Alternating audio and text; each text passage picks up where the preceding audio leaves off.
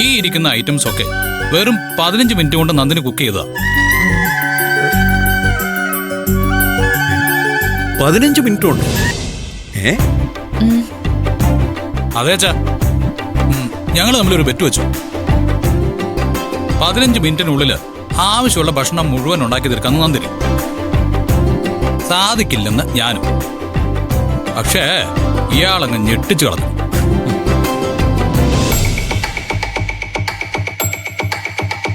ആ അച്ഛാ,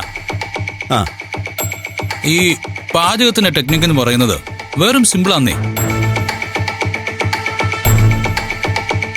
ഈ വെറുതെ കുറെ പച്ചക്കറികൾ അരിഞ്ഞിട്ടിട്ട് തിളപ്പിച്ച് അങ്ങനെ ഇറക്കി വെച്ചിട്ട് കാര്യമില്ലല്ലോ. അതിനകത്ത് സ്നേഹം കൂടി മിക്സ് ചെയ്യണം. സ്നേഹം. ആ കഴിവ് നന്ദിനിക്കുണ്ട്.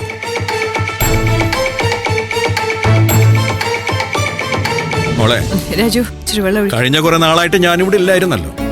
അപ്പോ എന്നോട് ആരെങ്കിലും ഏറ്റവും കൂടുതൽ മിസ് ചെയ്യുന്നത് എന്താണെന്ന് ചോദിച്ചാൽ അത് മോളുടെ ഭക്ഷണം തന്നെ. അതാണ്. എത്ര ഹോട്ടലിൽ പോയി, എത്ര ഷെഫിനെ നേരിട്ട് കണ്ടു. പക്ഷേ ഇതുപോലൊരു ഫുഡ് അച്ഛനൊരു സ്ഥലത്തു നിന്നും കിട്ടിയിട്ടില്ല.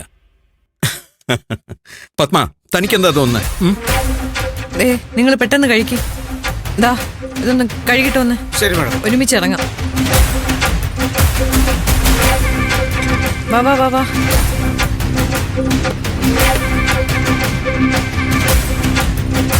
ഒരു സ്പെഷ്യൽ.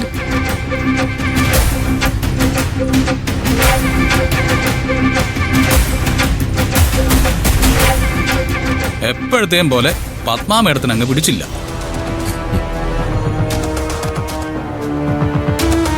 എങ്ങോട്ടാച്ചാ അച്ഛനെ അറസ്റ്റ് ചെയ്തുകൊണ്ട് പോകുന്നേ?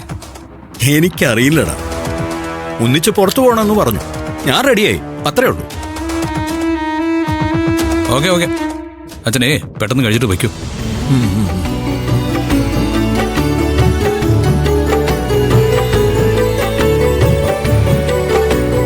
അച്ഛാ, എന്നാ ഈ കൺമുന്നിൽ കാണുന്ന നല്ലതിനെ ഇവർ അംഗീകരിക്കാൻ തുടങ്ങുക. എടാ, അത് എപ്പോ വേണമെങ്കിലും സംഭവിക്കട്ടെ. ആവശ്യത്തിൽ കൂടുതൽ നീ അംഗീകരിക്കുന്നുണ്ടല്ലോ, അല്ലേ മോളെ? പത്മ മാഡത്തിന്റെ മുന്നിൽ കണ്ടാൽ അംഗീകാരം കുറച്ച് കൂടുതലാ സർ. അത് വേണ്ട വേണ്ടെന്ന് ഞാൻ പറയും, പക്ഷെ കേൾക്കണ്ടേ. അതെ, താൻ ഈ വിളമ്പി വെച്ച ഭക്ഷണം കഴിക്കുന്നതേ എനിക്കൊരു ത്രില്ല്. ഓരോ പിടി ഭക്ഷണം വാരി കഴിക്കുമ്പോഴും അതിന്റെ ത്രില്ല് ഇങ്ങനെ കൂടി കൂടി കൂടി വരും. അതുപോലെ തന്നെ പത്മാമേടത്തിന്റെ മുഖം ഇങ്ങനെ വലിഞ്ഞു മുറുകുമ്പോ എനിക്ക് കിട്ടുന്ന സന്തോഷവും അതൊന്നും തനിക്ക് പറഞ്ഞാൽ മനസ്സിലാവില്ല. എനിക്ക് മനസ്സിലാവും സാറേ. പത്മ മേഡത്തിന് ദേഷ്യം വരുമ്പോ ഞാൻ സാറിന്റെ മുഖത്തോട്ട് നോക്കും. അപ്പം സാറിന്റെ മുഖത്തിൽ നിന്നറിയാം സാർ എത്രമാത്രം സന്തോഷിക്കുന്നുണ്ടെന്ന്.